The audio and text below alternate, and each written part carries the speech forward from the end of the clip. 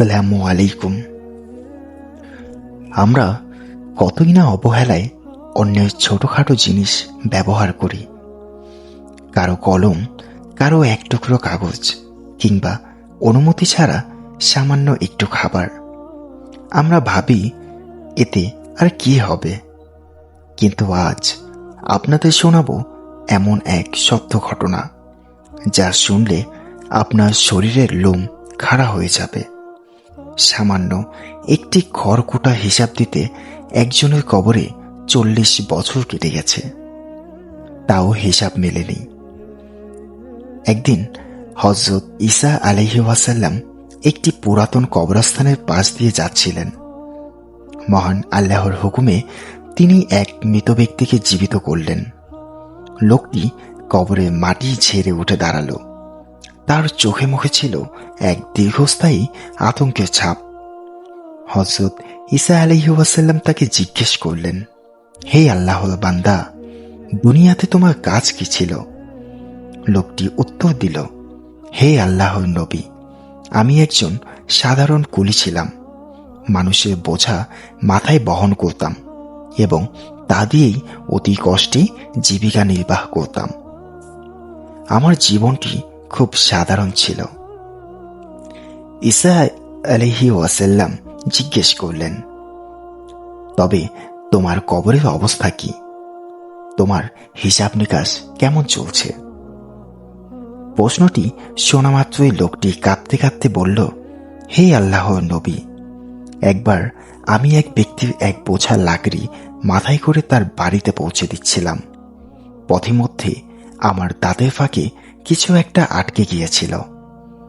আমি মালিকের অজান্তেই সেই লাকড়ির বোঝা থেকে একটি অতি ক্ষুদ্র কাঠি ভেঙে নিলাম এবং তা দিয়ে দাঁত খিলাল করলাম।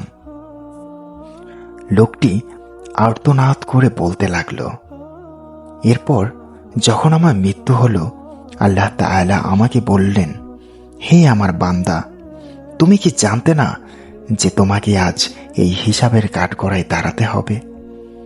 ওই ব্যক্তি তার টাকা দিয়ে কাঠ কিনেছিল এবং তোমাকে মজুরি দিয়েছিল তা বয়ে নেওয়ার জন্য। তুমি সেই মালিকের অনুমতি ছাড়া কেন একটি কাঠি ভেঙে নিলে? লোকটি ডুকরে কেঁদে উঠে বলল, হে নবী, আল্লাহর কসম, আমি আজ 40 বছর ধরে এই একটি মাত্র ক্ষুদ্র কাঠির হিসাব দিয়েই যাচ্ছি, কিন্তু আজও মুক্তি পাইনি। দয়া করে আপনি আমার জন্য আল্লাহর কাছে সুপারিশ করুন। প্রিয় দর্শক, একবার ভাবুন, যে মানুষটি অন্যের বোঝা বয়ে সৎ পথে জীবিকা নির্বাহ করত, তার যদি একটি ক্ষুদ্র কাঠির জন্য 40 বছর হিসাব দিতে হয়, তবে আমরা যারা প্রতিদিন জেনে বুঝে অন্যের হাজার হাজার টাকা, সম্পদ বা হক নষ্ট করছি, আমাদের কি অবস্থা হবে? আমরা অনেক সময় অন্যের অতি ক্ষুদ্র জিনিস অনুমতি ছাড়া ব্যবহার করি এবং একে খুব তুচ্ছ মনে করি। কিন্তু মনে রাখতে হবে, আল্লাহর কাছে আমানত অত্যন্ত গুরুতর বিষয়। অন্যের হক যদি একটি খড়কুটোর সমপরিমাণও হয়, তবু পরকালে তার গড়ায় গড়ায় হিসাব দিতে হবে।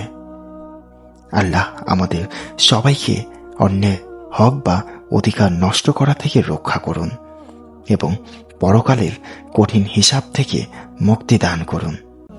আমিন।